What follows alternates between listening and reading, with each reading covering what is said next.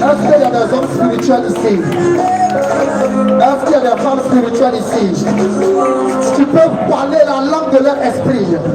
La langue qu'on parle pour se disposer. La langue qu'on parle au ciel. La langue qu'on parle pour interagir dans le royaume des cieux. Est-ce que tu peux parler cette langue?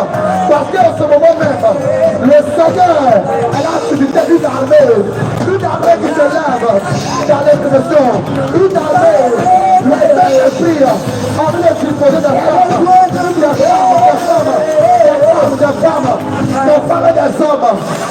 des hommes, qui va porter le fardeau de la nation, des femmes et des hommes, je vois des femmes et des hommes qui doivent porter le fardeau de la nation.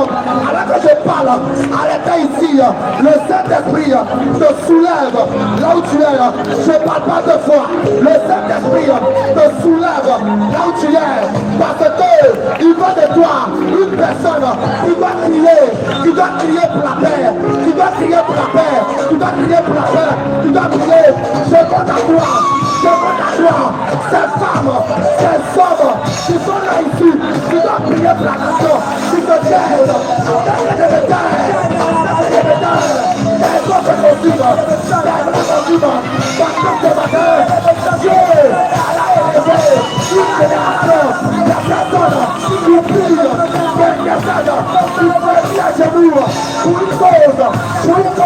ce soir, je réponds pour toi, un peu de grâce, un peu de supplication, un peu de grâce, un peu de supplication, là tu dois prier.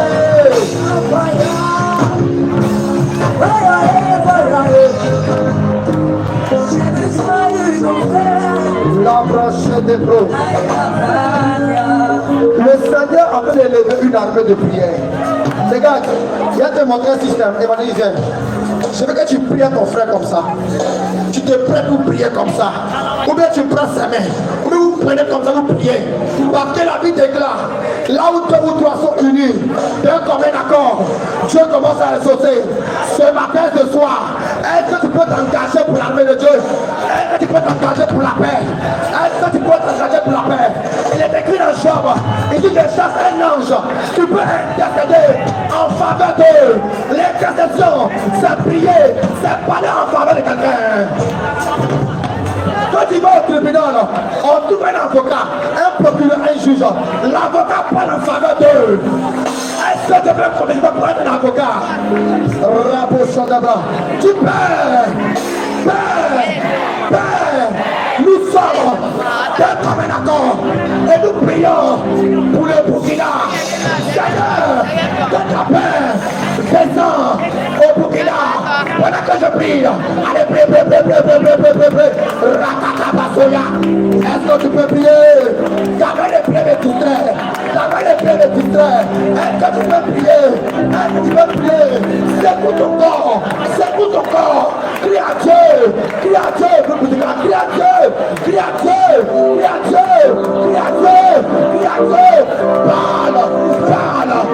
Parle. Réponds-toi. Un esprit de grâce. Un esprit de supplication.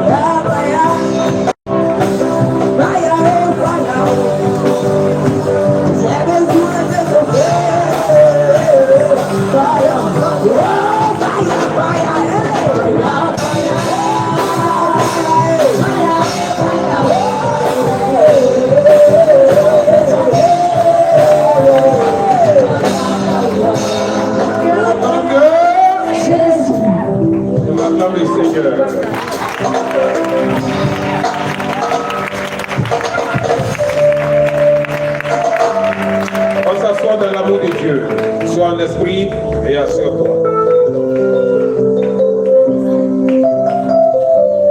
Nous ne sommes pas seuls, les anges sont nombreux parmi nous.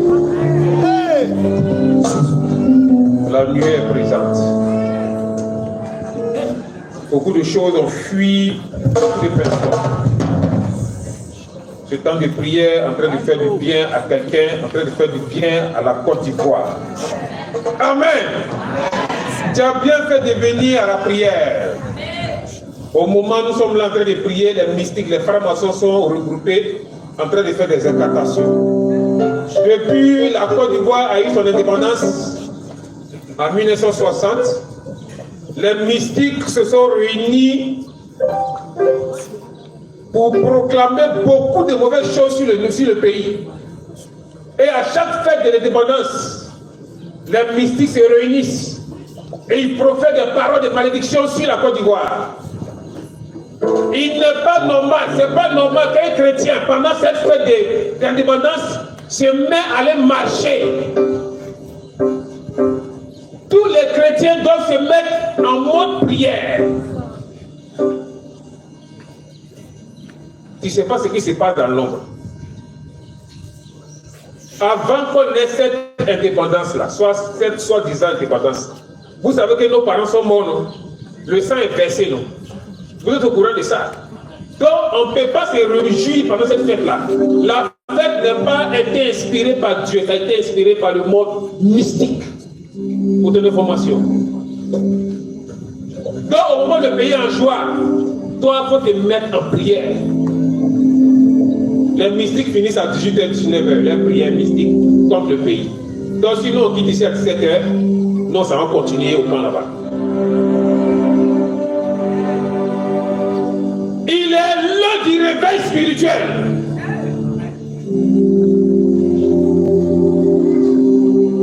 Comme il dit partout, les deux signes du réveil spirituel ont touché la Côte d'Ivoire. Le premier réveil spirituel a commencé où? En Égypte. Là, souvent, les chrétiens n'ont pas, souvent, ils oublient.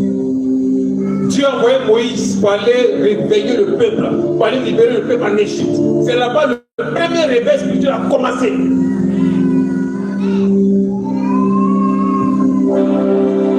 Amen.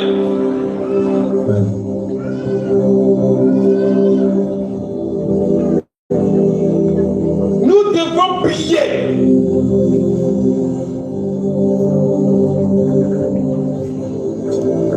Faut lire Matthieu avant qu'on le continue.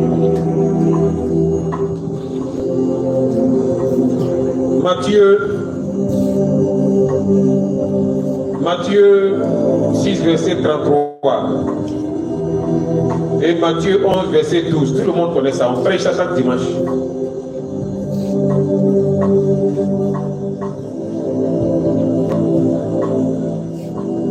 Oui, la Bible dit quoi? Il faut 2 personnes, 3 personnes pour lire rapidement. On va passer rapidement. Alléluia. Matthieu 6, 33 dit ceci. Recherchez premièrement le royaume des cieux et sa justice. Et toutes ces choses vous seront données par-dessus. Recherchez d'abord le royaume de Dieu et sa justice. Et après tout ce qui est sur la terre, ça te sera donné après. Matthieu 11, verset 12 dit quoi? Matthieu 11, 12 dit ceci. Depuis le temps de Jean-Baptiste. Depuis le temps de Jean-Baptiste. Jusqu'à présent. Jusqu'à maintenant. Le royaume des cieux est forcé. Le royaume de Dieu est forcé. Et ce sont les violents qui s'emparent. Ce sont les violents qui rentrent. Un chrétien qui n'est pas violent est déjà disqualifié. Il faut être violent en esprit, il faut être violent en prière, être violent en jeûne, être violent en méditation, être violent dans tout ce que la parole de Dieu dit. Amen.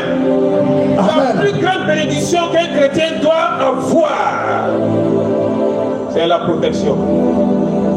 C'est pas la santé, c'est pas la richesse, c'est la protection. Si tu n'es pas protégé, c'est pas bon. Vous voyez dans tout ce monde entier là, même ceux qui vont chez le marabout vont chez quoi? Par la protection. Un chrétien qui n'est pas protégé, c'est déjà vécu d'avance. Et vous savez pourquoi c'est la protection? Satan est un chérubin protecteur. Ça là, vous savez ça, non? C'est un chérubin protecteur, un gardien, un combattant. Et c'est lui qui s'est révélé pour descendre sur la terre. Donc la première mission qu'il doit combattre d'abord dans la vie d'un chrétien, c'est ta protection. Il fait tout pour enlever ta protection. S'il enlève ta protection sur ta santé, il va te rendre malade. Il va te rendre malade. S'il a pris ta protection sur ta richesse, tu vas dilapider ton argent partout. S'il a pris ta protection de ton foyer, toi et ton mari, vous allez vous battre, vous allez vous divorcer. S'il a pris la protection de l'église, l'église va te diviser. S'il a pris ta protection avec tes relations vont t'échapper. Quelqu'un peut te promettre des choses, mais après la personne ne fait pas. Les chrétiens ne prient pas beaucoup pour la protection. La Côte d'Ivoire a trop de passages de démons. Le pays n'est pas assez protégé. C'est pourquoi tous ces conneries arrivent. Il y a 3 esprits qui ont été balancés en Côte d'Ivoire. La haine, la mort et la sorcellerie. Ces 3 esprits travaillent ensemble pour amener la guerre. Partout il y a la guerre, c'est la haine, la sorcellerie et puis et la mort. Ces 3 marchent ensemble. S'ils ont réussi à rentrer dans le pays, forcément il y aura la guerre. Donc on va dégager ces 3 esprits-là. Amen. Amen. La Bible dit, 1 Corinthiens 15, verset 55, dit quoi? Toi tu me prépares juste 3, verset 31. 1 Samuel 13, verset 21. Alléluia.